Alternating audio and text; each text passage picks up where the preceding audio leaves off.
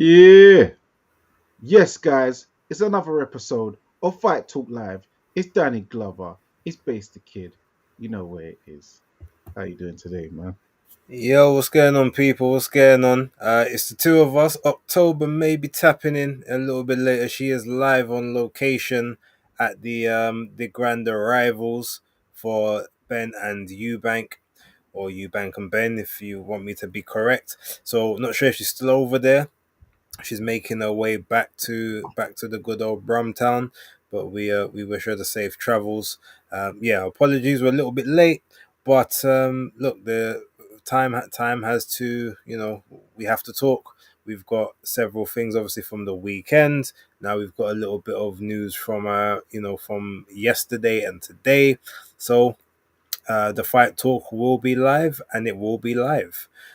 So yeah, Danny, how you feeling? Yeah, man. All good. Just come back from, well, not just come back, but earlier today I was at the press conference for the Monte Carlo, the Next Gen, and of course the Ghana show with Craig Richards versus Dan Aziz. So that was good. It was a nice day out. So yeah, man. Good energy. Now, when did you get the notification for that show? What do you mean for the actual show happening, or do you mean like No, the triple press conference. I didn't get an email? Okay. Only October seems to have got the email.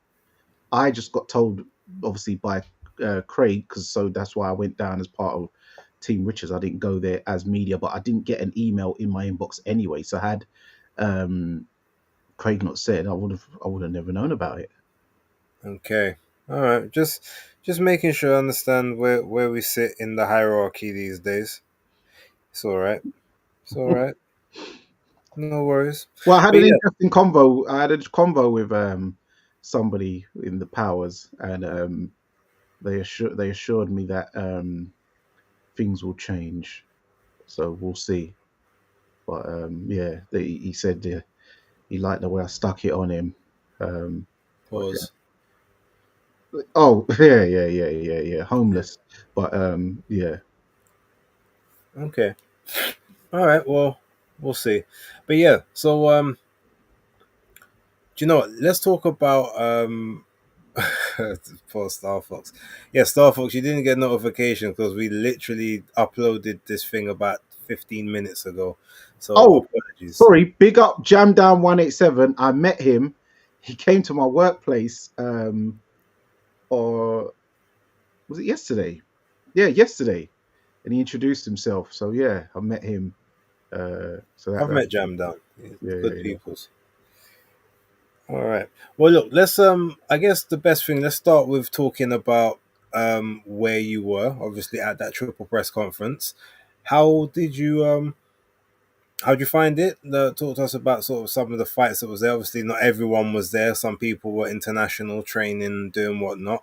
But yeah, how did you find it? And then finish off with the I guess the interactions between Mr. Richards and Mr. Aziz. Yeah, the press conference was. Well, I remember I've been to a double presser before. This is the first time I've been to one which is a triple. So I remember the people was mainly doing interviews before it kicked off. Johnny Fisher, very respectful. Giorgio Visioli, they're quite pleasant. A lot, as you said, a lot of the fighters wasn't there. I did hope and pray, but I did kind of half know that the fight I did really want to see, the fighters I really did want to see there in Elif Nur Turhan and Beatrice Ferreira, they wasn't there. They're both obviously coming internationally, so that would have been good to see. But yeah, sort of young prospects there. So yeah, it was a decent little presser. Obviously, I don't know how well promoted it was because I didn't know about it. I didn't even know about it, let alone it's going to be a triple. And then, but I think that I do feel that the Craig and Aziz one, it kind of lifted the energy in the room because other than that, it was quite. I felt the other ones was quite mundane and just going through the routines and just speaking, Eddie asking them questions and them just doing the whole I'm so happy and I'm going to do my best and it's see for an explosive night and blah blah blah. Whereas this one, Dan Aziz, and that it was obviously there was no. You're never going to get tables and chairs thrown because everyone knows each other. But I feel that there's a lot of pride, and I think a good, and I feel the need to put a good representation on for African boxing. It's a new thing that's happening for Matchroom in the continent. You've got 258 behind it, Legacy Rise, um, and so yeah, and Matchroom of course behind it.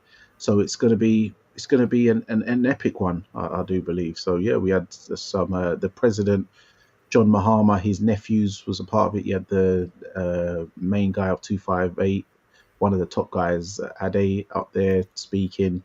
And I think it's very fitting. You've got Nigeria, Dan Aziz, Jamaica with Craig Richards, and they're fighting in the motherland in a neutral ground of Ghana. You know, very cultural. We've had historical, legendary world champions in Azuma Nelson, Ike Quarte, Joshua Clottey, even more recently, guys like Isaac Dogbo and Richard Comey of Ghana, who are Ghanaians as well, as world champions. So it's got a rich history of boxing, and I think they're looking for the next talent. And I think why not head to the African continent? They've gone to the Asian continent, Arab. Obviously, we know Europe's already there.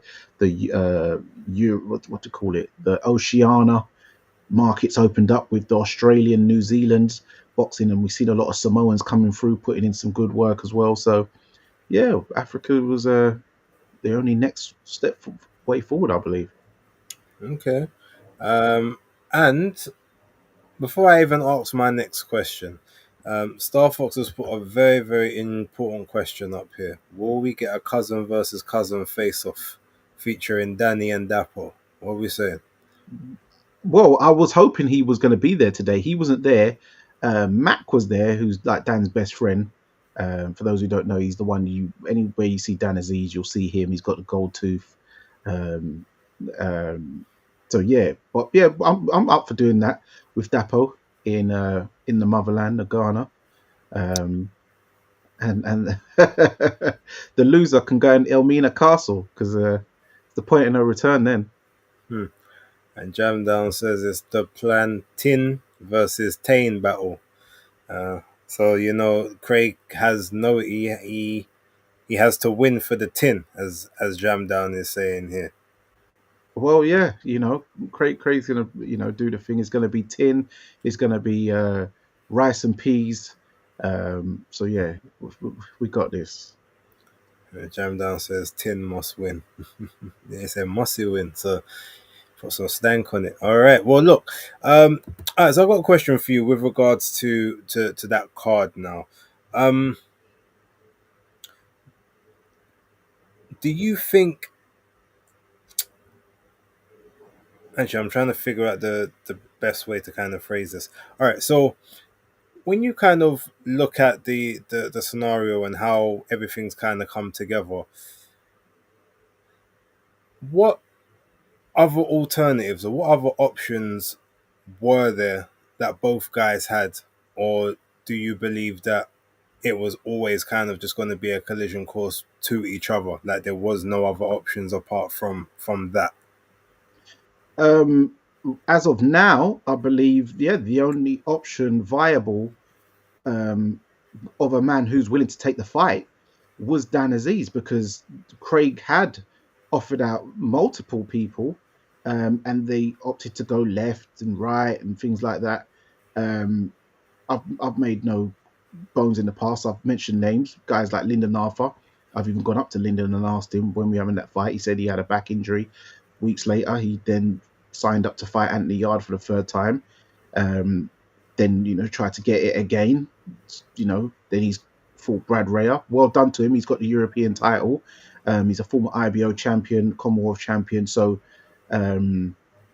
accolades wise, what can you say if he then has a rebuttal? But he has gone around the houses with it. Other fighters we've tried to get to no fruition. So Dan Aziz got called up, and he was up for it, and he took fight. I don't know Dan's options, so I can't speak on that behalf. But we all, I think, deep down, myself, yourself, and most people locally knew that one day these guys would have to dance. I think they both knew deep down they'd have to dance. They have sparred many rounds together back in the day, so they know each other very well inside the ring and outside the ropes and stuff. So yeah, I think I think as of now, remember a lot of light heavyweights have got booked up. We saw how many light heavyweights on the card just a couple of weeks ago. Every week there's light heavyweights being matched up and fighting. Even we just saw an announcement with the Magnificent Seven. We've got another interesting light heavyweight matchup on there. So for now, when you're talking about options, Craig and Dan, I think they was the right people to come together, and the winner elevates on. I think that, a pathway. The winner can try and hope to get the winner of Connor Wallace versus the German guy. What's his name again?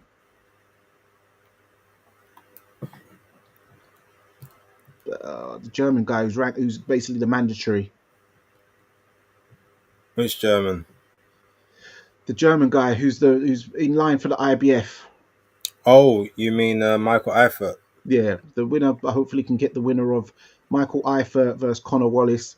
Yeah, so yeah, I think that'll be a good avenue for the winner. That's what I believe, and obviously the winner being Craig, in my strong opinion.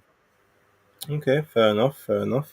So, um, and when do you guys go out there to when do you lot go out there for I don't know, for the press, not the press conference, sorry, for like fight week and all that? Are you going out on the week? Going out the week before, a couple of weeks before that? What's happening? No, on the fight week, I believe Craig will be going out a couple of days before me. I've just got my flights sorted out. I've got that through today, so I'll be going out on fight week on the. I'll be there on the Tuesday. I think Craig will be going out a few days before me, but yeah, and I know that John Ryder's got some fighters on that week or something, so he won't be out there for this one. But obviously Tony will be there. I'll be there, and Selks. So yeah, and we've got the Nigeria card the day On the before. Friday. Yeah, the day before. So yeah, And you got the Indigo 2 card, which obviously John Ryder will be out on the Wednesday on the 17th. yes. So it's a pretty full weekend. Well, week I should say. But okay, so of the other fights or the other cards that were being spoken about at the press conference, anything else kind of take your fancy? Um. Well, but some fighters. It was good to see the undercard. Certain fighters like Sadama Amma. I'll give you like some little inside scoop here that we're going to get Freezy on the undercard as well, so that's going to be a good addition. Freezy McBones, who's obviously Ghanaian and a big character, and yeah, I'm pressing to have Rita Marley come to the fight. Good representation. She lives out in Ghana, so it'd be great to have Rita Marley in attendance, showing support for the diasporan culture, and of course, a good representation for Jamaica, especially at this time. I think it'll be a very good look. But I think I think it's a good thing that we're all collaborating. Pan Africanism, globally, us diasporans are, uniting and doing good business, and conducting ourselves very professionally and in a demure way. So I'm very happy for both gentlemen and everyone involved. And Okay. also, I see a rumor going around. I don't know if it is true. People can't confirm or deny, blah. But they're saying that Anthony Joshua could possibly be featuring on the undercard on the 20th. 8 rounder. Yeah, which that would be really good. Craig Richards has Anthony Joshua on his undercard. Imagine. Careful. Okay.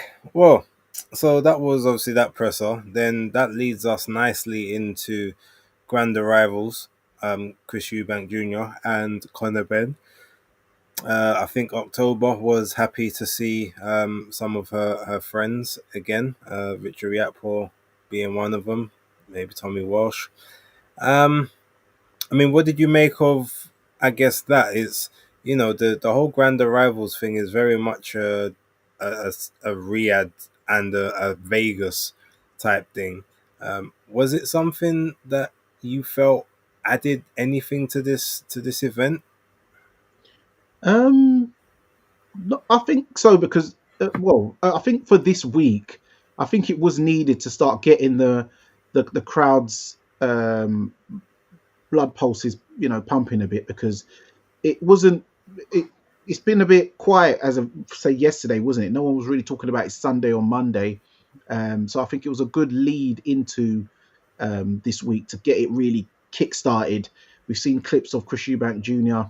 announcing he's going to, be a father, and his dad really happy, Rastafari and stuff, and he's having twins.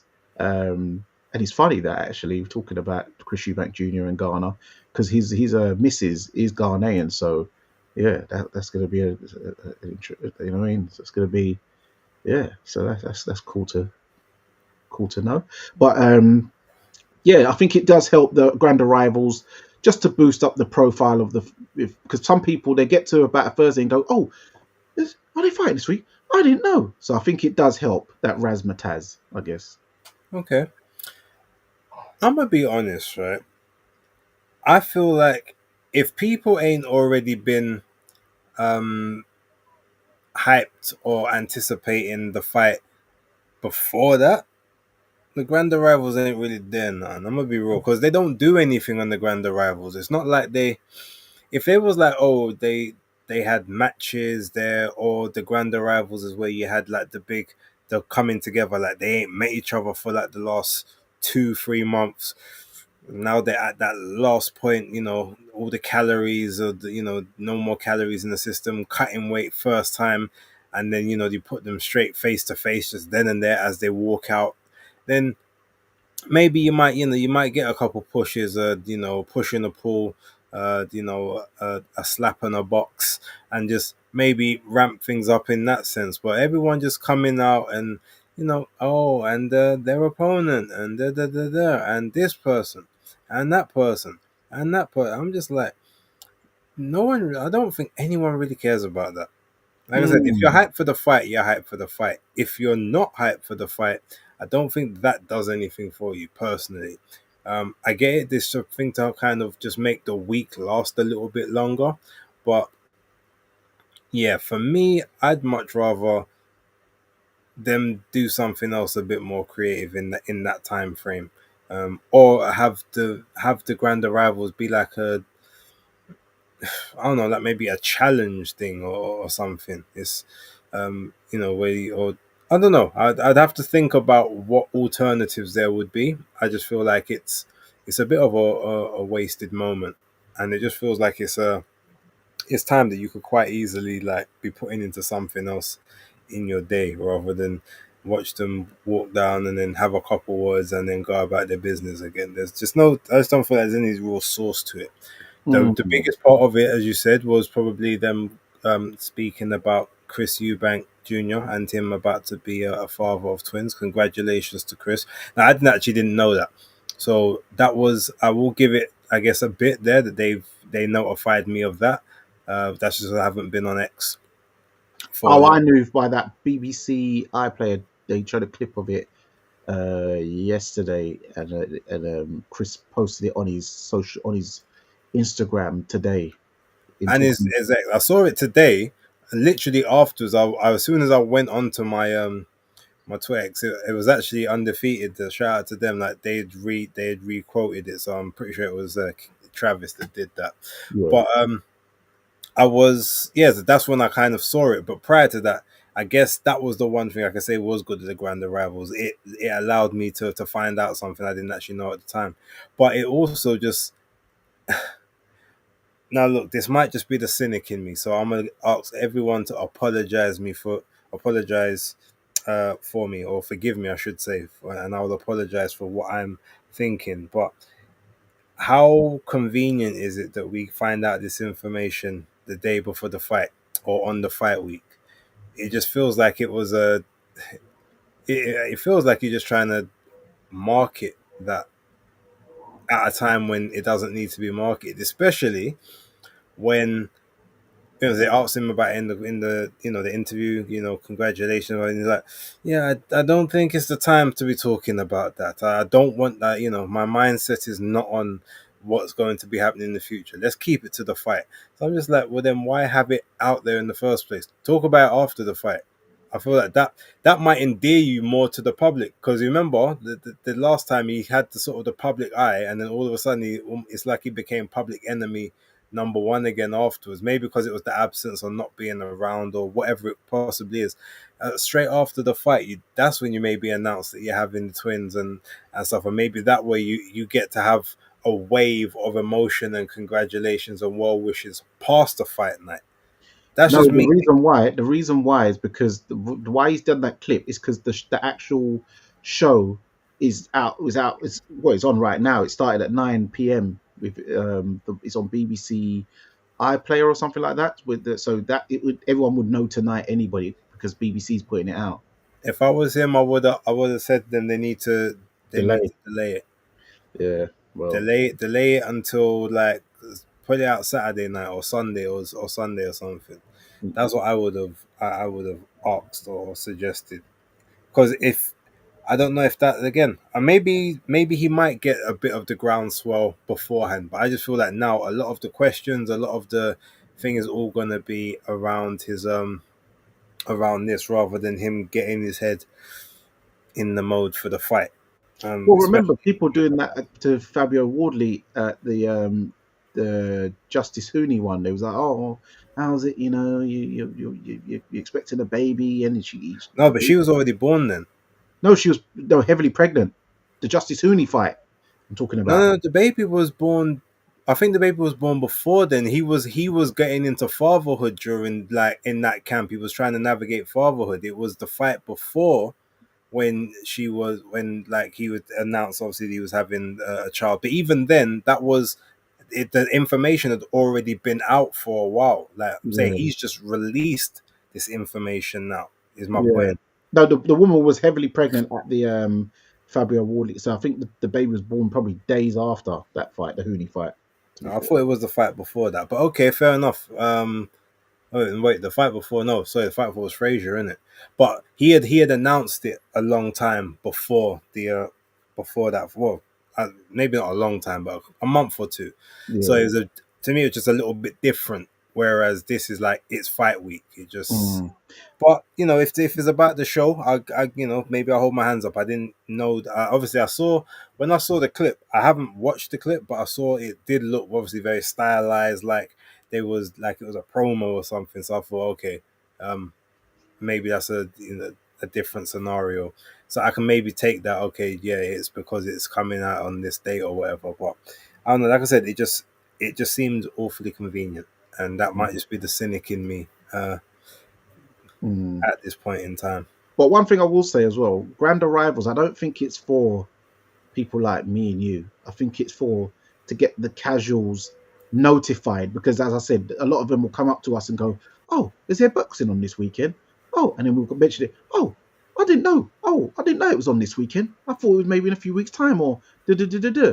So this kind of just highlights and notifies the proper casuals as to, yes, the fight is this Saturday at this time, and they will still be messaging us. Oh, what time's the main event? It gets so jarring. It's like, come on, you know what time the main event is by now, surely. But they still message you, what time's the main event? Or ring me when they're about to walk out. Do you think I've got time to think about you? I know you get this as well, based. I'll be honest, I don't. Oh, you're I lucky then. actually don't. Oh, you're lucky then. Whereas Yeah, me, I think my probably. people know better than that. Oh, well, yeah, my lot don't. Although to be fair, we are in some of the same groups, and there are people that have very similar. Oh, anyone got a place I can watch it? Yeah, Even got a link.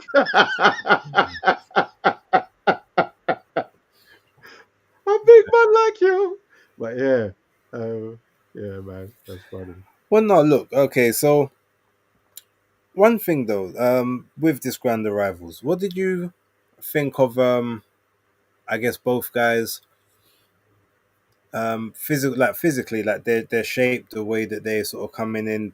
Like neither guy, obviously, I know they haven't got to that final weight making process just yet, but neither guy actually seems quite drawn yet, which is a plus. Of Connor probably wouldn't be as such because he's obviously naturally smaller, but Chris looked quite good. Obviously, the cheeks were starting to protrude a little bit, so you could see okay, he's maybe starting the cut, but he didn't look bad in that sense. I don't know what was you thinking?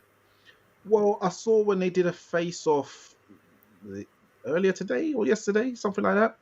And yeah, you could see, and Conor Ben said, "Oh yeah, the cheeks starting to show a bit." He's like, "Yeah, we're doing things little bit different this time." He's like, "Yeah, I just want something in me. I just want you to miss by just a pound. Yeah, I'll have another Rolls Royce." And he goes, "No, no, no, you're only getting one of those. Yeah. Only one." So I think he's being a bit more cautious with the weight, so taking it down earlier from now. Plus, that way he can really rehydrate rather than just do a mad crash at the end, and then it's actually harder to put weight on when you hold it for a while, and then you allow yourself, your diaphragm and stuff like that to expand properly by rehydrating. You get to look, you get to what you call it, put on weight a lot more. Conor Ben, I know he is bulking up because I remember at the start of his camp he was under. He was like a 152, and so he was like, "Yeah, time to eat some bricks and all that type of stuff." I remember seeing it on Snapchat. Um, so yeah, he's actually bulking up, so he's never going to really look drawn. But yeah, he come in looking like John Travolta in that outfit today, though. So interesting choice of he was ready for London Fashion Week.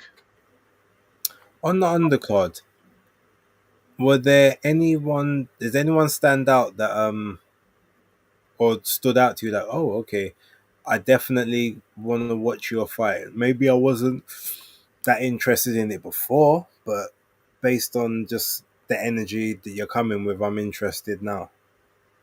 Um, well, there's two fights I'm interested in watching because I think stylistically wise and matchup wise, I think is a good fight. Is Sam Gilly versus Ishmael Davis. I think that's going to be a good fight. I predict. Um, and then also, I'm looking forward to seeing the engine Ekal Essuman versus Jack Catterall. I know Jack Catterall gets a lot of stick, but I think style wise, because Ekal brings the heat so much, Jack will be forced to actually be in an exciting, engaging fight one way or another. He's either gonna, put up or shut up shop. So I like this fight, and I liked the some of the pictures. I don't know if you saw the thing where they made them draw little characters or something of the opponent. That was quite funny when I saw. I'll send you it afterwards. There's some Okay. interesting photos they did of each other, but yeah, that was so I'm looking forward to that fight as well. What about I got yourself? the fight that I'm actually most looking forward to is Adam Azim and Kurt Scooby because I've seen a lot of Scooby. I watched the OTX cards that he's made a name for himself on.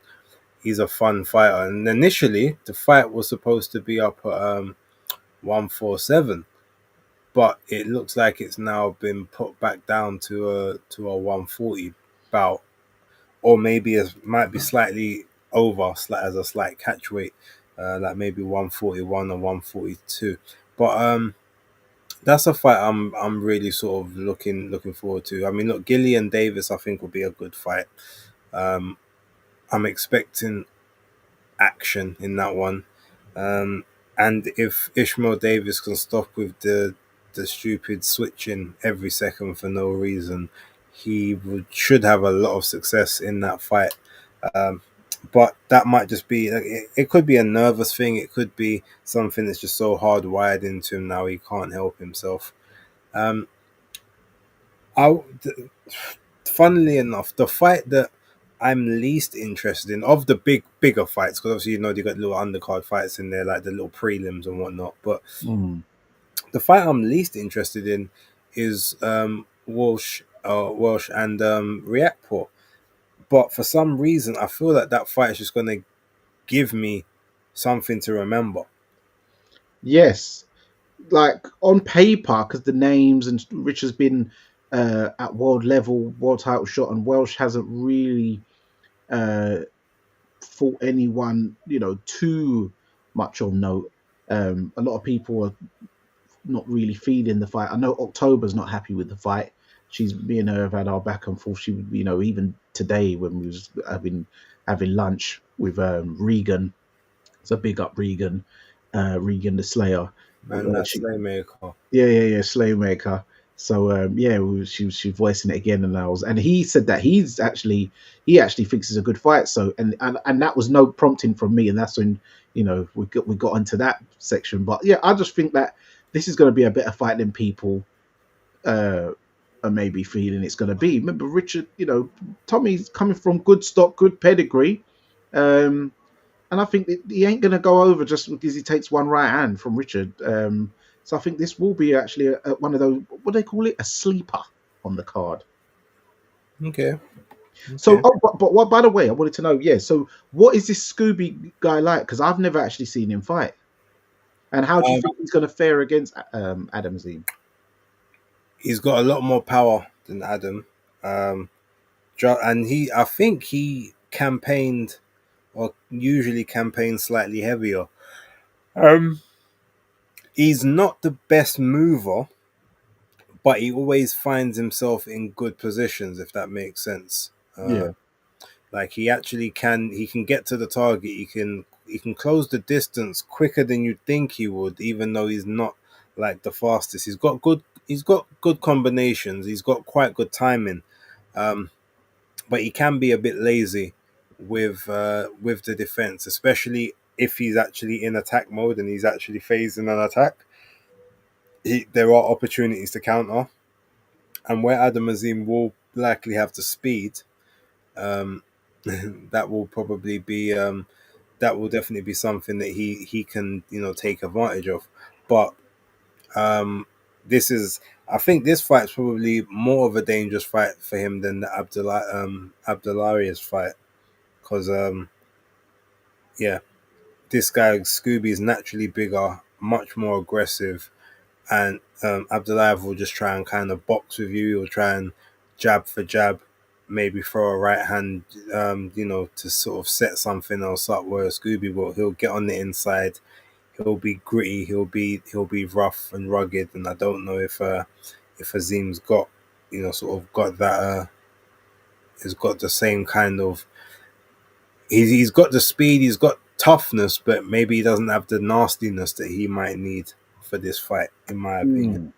Okay, fair enough. So yeah, I'm looking forward to that one. Looking forward to that one quite a bit. Um, all right, well look, that's the start of the fight week. So um, let's talk about obviously on the weekend, Virgil Ortiz. Masterful 2 round job on Erickson Lubin. Now, admittedly, I got it wrong in the sense that I thought the fight would go points. Yeah, Ortiz said I ain't getting paid for no overtime. I want a cheeseburger. Like let's just get this over with. And then Lubin, I don't know if he was looking intimidated or scared or timid, but he did not show up. Well, to be fair, he started the first round okay, but then he must have got hit with something that just said to his brain, we don't like that. Like we can't take that again.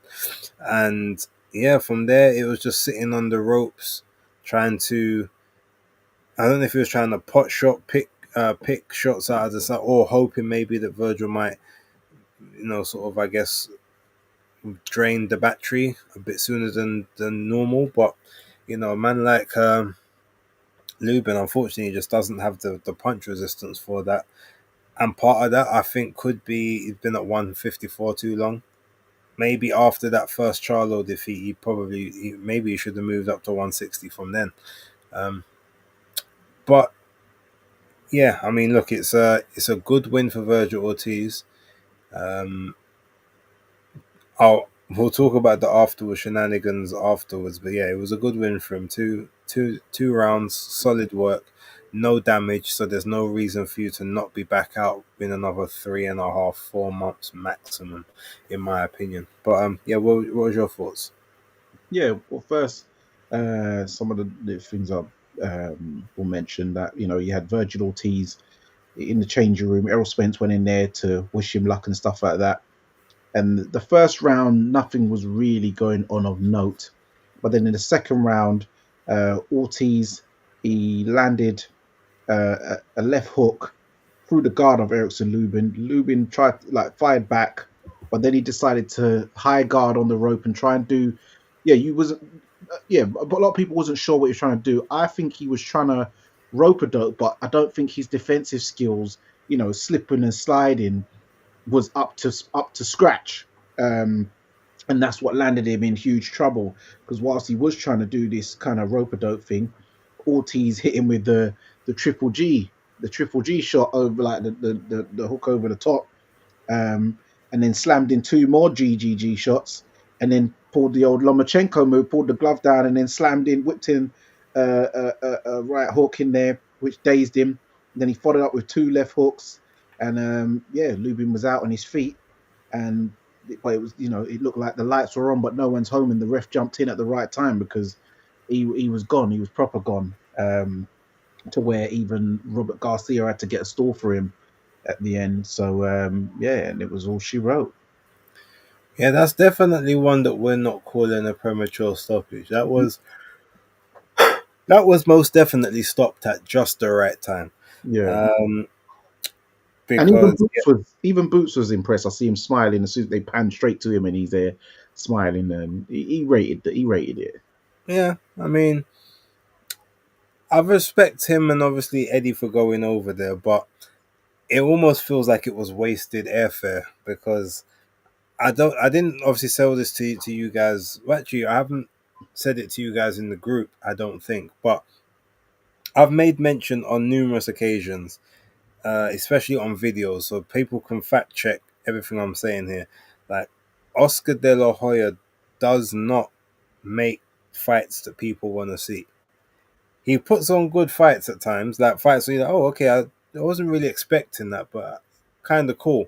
But he doesn't like working with other promoters, especially Eddie Hearn, for whatever reason that is. Maybe it's just the rivalry on the zone, or but anytime that someone talks about a fight is always, oh look, yes, I was a fighter, and I praise all my life on the best fighting the best, and oh, we want to see the fights, we want to see the big fights, but then he never actually puts on the big fights. um it's very, very rare, and the only time he actually does put on the big fights is number one, if he owns both guys. Number two, he sees it as like a passing of the torch kind of scenario. Or number three, he's basically it's a Canelo situation. Because he'll put his guys in there against Canelo because it's always going to be a massive payday and he gets his cut and percentage out of it. If he's got both of the people, well, he knows, okay, well, I'll keep it. I'll give you the I can sort of wiggle the scenario to suit me and how I want it to be with whoever wins. Or like maybe if he sometimes gets forced into making a fight by like Turkey, but even then you'll see certain times he's very much, he'll try and do whatever he can to slip and dodge, and it's just weird because um, obviously Eddie Hearn and Jaron Ennis made a big thing about we're going to the fight, and we're going to call him out after the fight, and that's the fight that we want next. There's according to Eddie, like Ennis has signed an agreement with them saying he will that Ortiz will be one of the fights and the money that they would offer him for that fight, and he's accepted it and he signed for it. So they're just waiting on the Ortiz side now. If it was me, if I was the zone, I would be like, okay, so what are you guys saying? He's coming to the fight. Like, have we got a rough deal in place? Like, what do we need to get this over the line? Because this is what we kind of need to happen next. I can't see why you, as the broadcaster, especially in a moment where you got people upset because of the ultimate tier and what a lot of people are calling price gouging, especially in the States. Over here but over there it's a madness. But all of that now, and then you can't even give them confirmation of what a lot of people are claiming to be like the biggest fight. If I was the zone, I would fully be on the tip of, yo, like, no, I don't care what you guys are saying about that. There's no difficulty here. Make the fight. Like, we're not sanctioning any other bout for either of you apart from this one, and you're under contract. So it's either this, you have this fight, or you don't fight at all. Like, you have the. I'm pretty sure you can do something along those lines. I know that they have laws like restriction of trade or whatnot, but it's like, no, that's, we're not restricting your trade, but we're, as your quote unquote boss, like, this is where we're telling you we need this to go. And I don't know. To me, it just feels like there's a lot of talk on their side, about this and that, they, oh, it's difficult, or, well, we want this number, we want to be the A side, or it's not going to happen. It's just like, I know that there was, they said, oh, Boots rejected a fight at some point because he wanted to stay at 147 and become undisputed. But I also know that there was a situation, or was told there was a situation where Ortiz was offered the fight before, and him and his team declined it. So it's like, both guys could be as bad as each other in that sense, but at the end of the day, trying to skirt around each other is not going to get you the money that you guys are after. Like, at the minute, this is the fight to make, and the only way it could possibly be bigger is if you're both fighting the other champions in the division to get all their belts, so that you can then make an undisputed fight between the two of you, possibly two fighters with undefeated records at the same time as well. But outside of that, yeah, it just seems to be a bit of a nonsense. Mm. Yeah, so I know what you mean because remember I think we spoke on X when you wrote something and I said, well, Oscar did say, he was a fighter who fought the best and he wants to see his fighters fight the best. I love the the invitation. That was It's actually for the great. fans. Yeah. So yeah, that was actually on point. But it was interesting that Oscar did say, "Oh, I'm surprised they showed up." It's like, "Ooh, you didn't say pleasantly surprised. You sound more like you wasn't happy that they now pulled up." It kind of reminded me a bit of like when Joshua Boatsy pulled up at Anthony Yard's fight and said like, "Yeah, well, what's up? Like, we're doing this or what?" And the thing is, I can't even fault Virgil because Virgil's definitely on it. He's definitely on fighting. Like, you heard the back and forth from Virgil. Looks like a guy he ain't trying to, he's on rocking. But is his handlers, i.e., Oscar De La Hoya and whoever's behind him, who are starling brawling? Unfortunately, I'm hearing talks of it's got to be 10 mil each. It's like, mate, you guys ain't Oh, not generating. 10 mil each, just 10 mil for Virgil. Well, 10 for Virgil. Well, good grief. It's like, you're not, if what you're going to do, put it on pay per view. How many pay per views can you sell with Virgil? You haven't, has he proven to be a pay per view star, let alone 10 mil worth of pay per view? This is serious bread we're talking about. Um, it's not that type of fight. It'd even be like a non-title fight, really. But like the IBO on the line, and then it's not like the proper version. But even so, they're not at that stage where they can command them kind of wages. With the 147 fight where he said about Virgil, I'll let him off on that one because I probably wouldn't have. I think he would have been handicapped down there because we know he end up in hospital just trying to make the weight. So I think it's even better that they have waited till they're both 154 guys anyway. So it's going to be none of this excuse type of stuff afterwards, at least. The only thing I'm glad that Boots Ennis pulled up on him. The only thing it is annoying that he kept saying during it. I don't think he's the greatest talker when it comes to back and forth trash talking. So when Ortiz is talking about, yeah, let's get this fight, Jaron kept doing that whole silly, yeah, let's make this money, make this money. It's like, stop talking about the money, talk about the fight, man. Like, you got to get into fight mode. Forget all the bling bling. Take your hoodie off, take the sunglasses off. Let's get serious, man.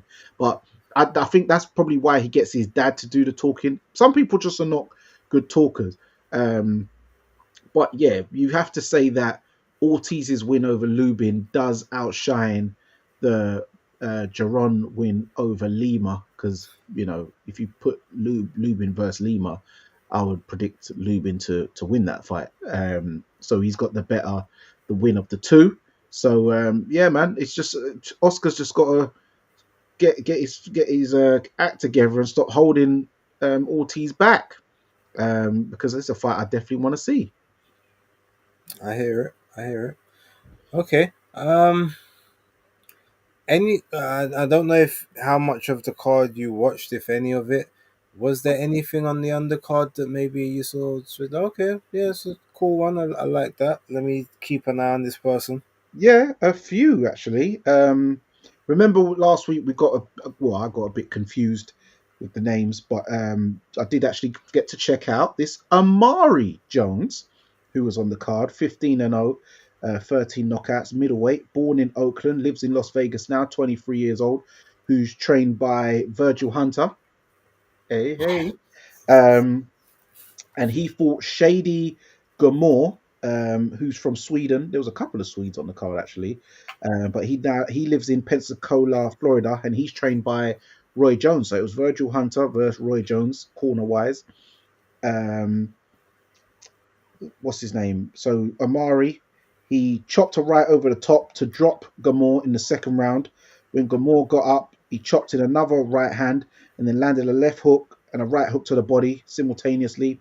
As Shady tried to throw a shot, Jones hit him with a right hook at an awkward. There was in an awkward position where he kind of hit him. It was weird. He was facing that way, and he hit him with an arching like hook. And then Shady went down, and then the fight was waved off, and that was the aftermath, and the ref waved it off straight away. So that was a good win by Amari Jones. And I can see now, because the way he's fighting, he's tall for the weight, slim. But you see, I can see that thing now where Joshua Buatsi keeps trying to chop these shots in. That's a Virgil Hunter thing, but I don't think it suits Buatsi. But this guy, obviously, he's probably trained with Virgil longer, or it probably just suits his style more. So it worked. It definitely worked. So he's the one to watch. I watched the cruiserweight fight of Robin Safari versus Visatra from Sweden. So yeah, sorry, Robin Safari from Visatra in Sweden. He now lives in Las Vegas. I remember when he fought Kovalev, dropped him in the last round, and that was a very laboured performance he had this time round when he beat unbeaten Derek Miller Jr. from Michigan. He had Miller hurt multiple times. Miller only had like 5 weeks notice. He was tired from after round one. And Safari's just doing this jab, hitting him with right hands, wobbling him, and then just walking around following him. It was just a bit annoying that. They were talking about he's meant to get a shot at Zerdo next possibly, and then even the commentators was like, Zerdo's not going to bother fighting him because he's not really shown anything that really warrants him getting a shot at him. So he kind of probably fumbled the bag there, even though he got the win. It was just so unimpressive. I don't think fans will want to pay to see that. Also on the card, David Stevens. I don't know if he's related to Curtis Stevens, but the way he's built, his body shape looked like Curtis Stevens, and he had the same sort of beard.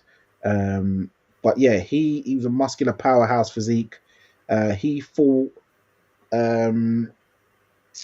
Fulgham, and he won the. Sorry, Darius Fulgham. Yeah, Darius Fulgham. Fulgham won the first 3 rounds, pressing forward with the jab, imposing his shots on Stevens. Stevens landed a good hook and an uppercut, and landed a looping hook in an awkward position on Fulgham. I say in the 4th round, as he tried to back Stevens on the rope. Stevens also landed a good few uppercuts and body shots on the inside. In the 6th round, that rocked Fulgham. I had it 57-57 after round 6. Fulgham landed a big uppercut in round 7, which Stevens ate very well. Stevens then won, in my opinion, 8, 9, and 10, but it got it was awarded as a draw of a fight. And funny enough, the commentators, even before the fight started, they all said they all predicted it was going to be a draw, and it ended up being a draw. I thought Stevens probably just nicked it, but the draw wasn't like it weren't nothing to scream about. It was like, okay, it was one of them ones. Yeah, it could be a draw and run again. Yeah, that's the ones I watched on the card. Did you manage to see any of those fights? Yeah, I Or watched all of those. I didn't watch them all in their entirety though. There were some where I was kind of skipping in and out, but I did watch all of the fights. Also, Joshua Edwards, I watched that fight. That fight was funny in the sense of the way it ended. no, but even the first round was funny. Yeah, well, I thought the fight itself, the part of it that I found hilarious was, um, what was it? Was his name like Vorhiz or something like that? Uh, The white guy. his name was. I'm sure. Oh, his name was Zeno Voris. That's it. Yeah. So I thought Voris, and I just liked that he was cutting up, and then the referee's calling time, and then every time he's going over the doctor, no, please don't stop this fight, doctor. I'm fine. I'm fine. Look, I just bleed easy. Yeah, that's what made me laugh. I actually wrote that down. Yeah, That was hilarious when he's like, no, like, no, I'm good, I'm good. But it's like, I don't know if his goal was to maybe try just to soak up a little bit of pressure and hope that that Joshua Edwards, like, tires out and then maybe can come back in like rounds 4, 5, or 6, um, or even just 5 or 6, or maybe he's looking for just one big punch. I don't know, but he, for all the complaining and the protesting he was doing, it's not really like he was doing anything until maybe towards the end of like the third round. And then, yes, even when he said, "Oh, it wasn't the referee, it wasn't us that stopped it, it was the commission." He's like, "No, what they do that for? Like, I'm fine. They should just let me fight." And I can't lie though. I mean, I rate it because he's in there taking a beating, as or as Chris Eubank Jr. would say, "Our ass beating." Pause. But he wanted to, he just wanted to stay in there and take his lumps, yeah, or and he try never to, or wobbled. he had the belief that he could possibly win it. I don't know, but I like the look of Joshua Edwards' style in the ring. There are some things that I've noticed that I feel he might need to have to work out of his system. Although, unfortunately, being with Ronnie Shields, I don't think that's going to happen. You know my opinion on Ronnie Shields anyway. Um, and there are some things about Joshua Edwards that are reminding me eerily of Jared Anderson. Um, Ooh. Especially the way that he does the little switch it looks very, very reminiscent. The way that he does the footwork, there's a few bits that I've just noticed, so I'm gonna have to keep an eye on that. But as a prospect, he's a good, good guy. 5-0 now with 4 KOs, I believe it is. 25, so obviously young for a heavyweight, but still on the older side of, I guess, some of the later crop. But it would be good to see sort of how he finishes off and expands. But yeah, what was your thoughts? Yeah, yeah, it's kind of like what you said when it was funny when he's gone over to the doctor and he's like, "Yeah, no, please don't start the fight. I bleed easy." And that's something you got to clip and put in a collage on YouTube or a boxing reel because yeah, he was never ever wobbled, but he was just out of his depth skill wise, really, and getting outclassed and just getting cut up. So it was like, how if you get any more cuts, how long are you going to be out the ring anyway? So might as well just save you for another day, really. But yeah, Joshua Edwards did his thing. Um, yeah, against a guy who didn't really have any decent offense or Arsenal to bring out any deficiencies in him. So he'll have to step up the competition in the future. But yeah, the prospect with another win under his belt. So yeah, man.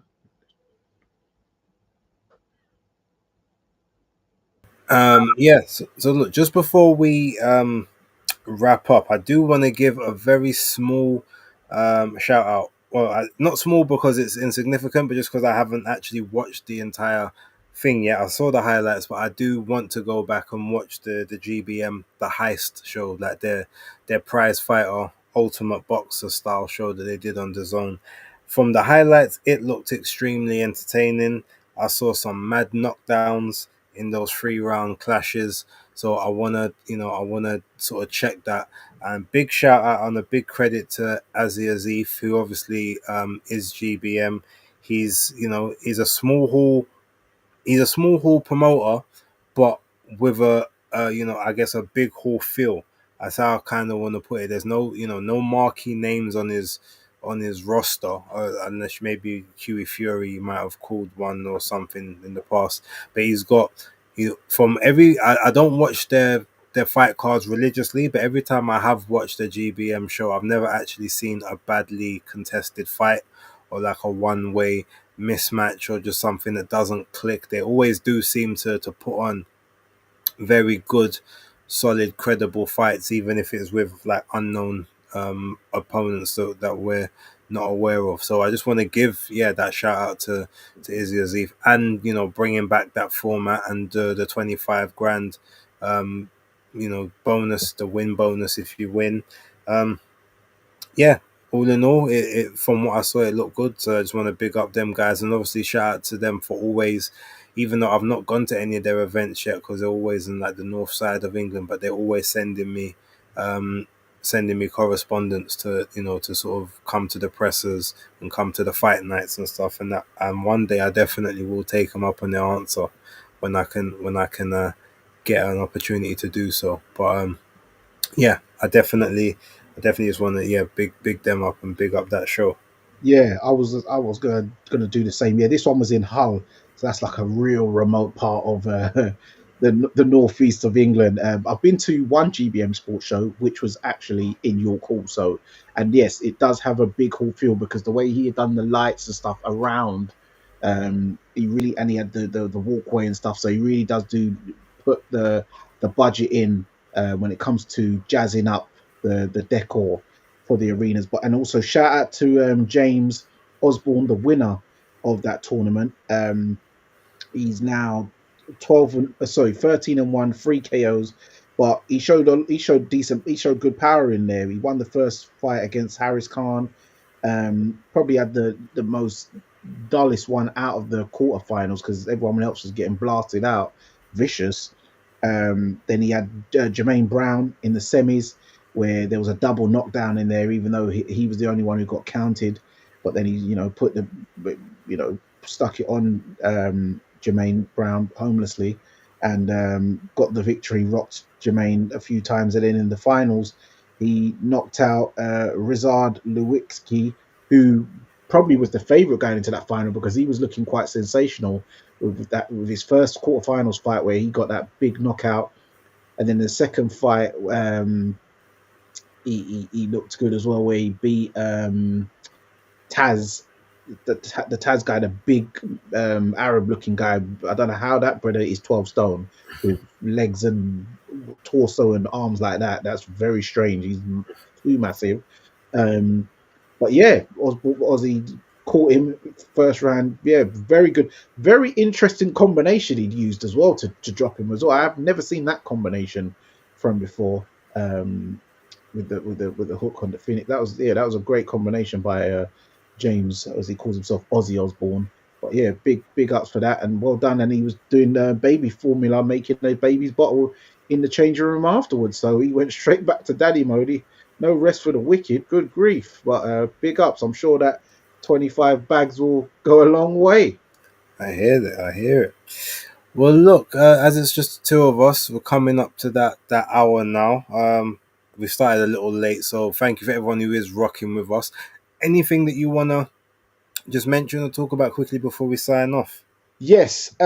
Quickly, shout out to my guy Jahan Ingram. He was in a in a bit of a scare. This was it on Sunday night, when he fought on one of those. Oh, I don't even know it. It wasn't. It's not a misfit show, but that's it. So I think it's one of them pro. I don't know. Robots. Yeah, no, it weren't MF Pro, but he usually does box on them ones as well. But no, No, so wasn't yeah, it it was Pro Box? MF Duel was the name event. MF Duel. So I think he does box for the Misfits Pro scene. He's on that, but he's pro still, but because they're proper. But he fought Joseph Rivas, who's 9-1 with 4 knockouts, and in the first round he got caught with an uppercut and then a hook over the top, which rocked him. Then he tried to fight back, got caught with another hook, and his legs really went like he was proper buckling all over the place. Managed to get himself together, hold on, slip and slide, and then turn the tide around. Get clear his head, have a nice little quiet second round. In the third round, turn on the heat, put Rivas on the ropes, unleashed a good assault of body head attack where Rivas wasn't able to fire back, and the ref stepped in and stopped it. But yeah, good comeback. Had a crisis and turned the fight around. So shout out to Jahan Ingram for that one, man. Okay, shout out. Oh, actually, before we there was something I meant to say earlier which I forgot in the moment, but I wanted you know the guy who was on stage for the Richards and Aziz presser. I think his name was Theo. Yes. If he doesn't sound exactly like Joshua Boatsi, I was in my office listening. Obviously, I had the headphones in, and obviously he said, "Yeah, name's Theo," and I'm like, I had to turn around, like, hold on a minute, is Joshua? Is he doing ventriloquist? Like, because he sounded exactly like him, exact same cadence, speech pattern. Everything was exactly the same. So, and I was looking at him in his face, like, and he looked a little bit like him as well. I don't know if like maybe a cousin or the relative or something, but and I'm like, but hold on, I. It almost gave me that feeling of, oh, so what are we gonna say that all Ghanaians sound the same? Which can't be true because man like Denzel Bentley don't sound nothing like them, but these two were the No. spitting, like yeah, it was eerie how much alike they sounded, and I just wanted to kind of mention that before we sign out. Okay. Yeah. Yeah. Yeah. But yeah, look, people, thank you very much for tuning in. Next week it will be all three of us back. Back. October has pledged that she prefers the Tuesdays to the Sundays, so we will be carrying that on. But obviously, when she's on location, is hoping to try and get us that good work and some of those some of that good that that fight that live feel which we was hoping we would be able to get, but it's such as life. It's all good. We will be back then. Danny, if you want to do what you do, or what you like to do, I was going to say what you do well, but it's definitely what you like to do. And we will leave it there. This brother don't like to give him my flowers, but shout out to everyone in the chat.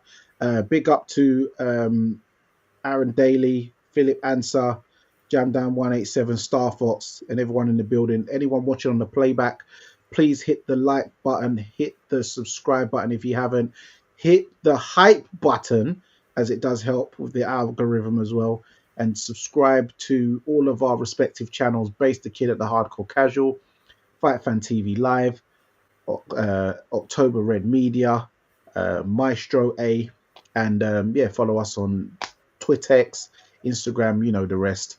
But yeah, until next time, it's Danny Glover, it's Base the Kid, it's Fight Talk Live, and remember, guys, persistence beats resistance. You know where it is.